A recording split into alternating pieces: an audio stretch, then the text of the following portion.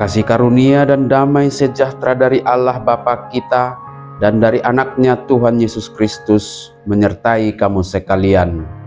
Amin. Shalom saudara-saudari sahabatku terkasih di dalam nama Tuhan Yesus.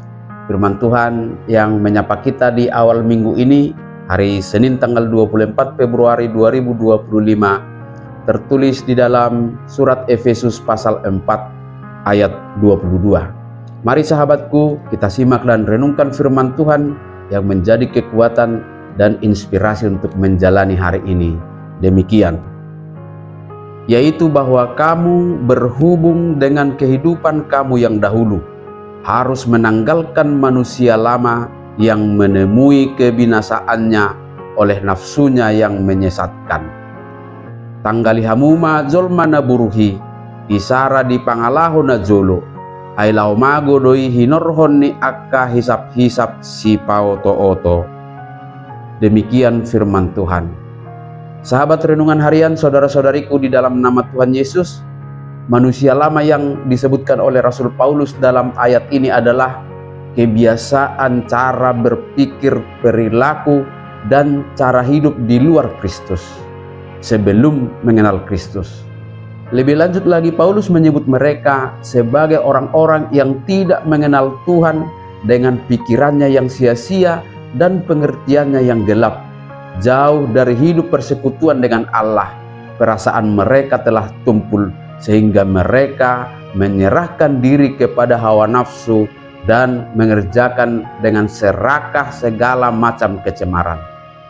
Dari cara hidup seperti inilah kita diajak untuk keluar, menanggalkan manusia lama dengan melepaskan segala kebiasaan dan pola pikir yang telah merusak hubungan kita dengan Tuhan dan juga dengan sesama. Ini bukanlah proses yang instan, melainkan sebuah perjalanan panjang yang memerlukan introspeksi diri dan komitmen untuk berubah. Introspeksi akan membuat kita menyadari bahwa kita membutuhkan pembaharuan yang terus-menerus berlangsung.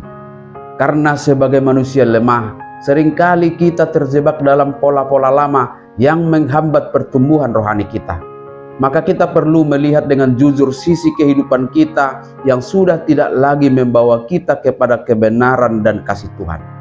Kesadaran inilah yang menjadi langkah awal dalam proses pembaharuan itu.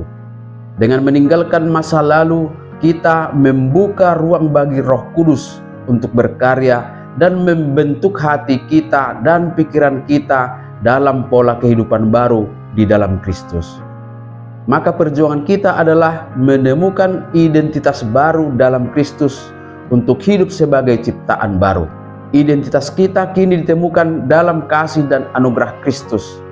Hidup yang baru ini ditandai dengan nilai-nilai kebenaran dan kejujuran, kasih dan pengampunan, keadilan dan kepedulian yang bertolak belakang dengan pola hidup duniawi.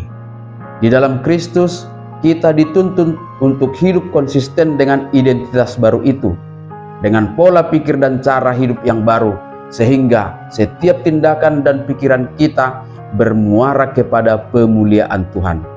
Oleh sebab itu, jika saat ini kehidupan masih menggambarkan cara hidup manusia lama yang masih terbiasa dengan perilaku buruk, sikap egois, pendendam, dusta, dan keinginan-keinginan duniawi yang menguasai hati kita, berdoalah agar Tuhan memberikan kekuatan untuk mengatasi kelemahan itu.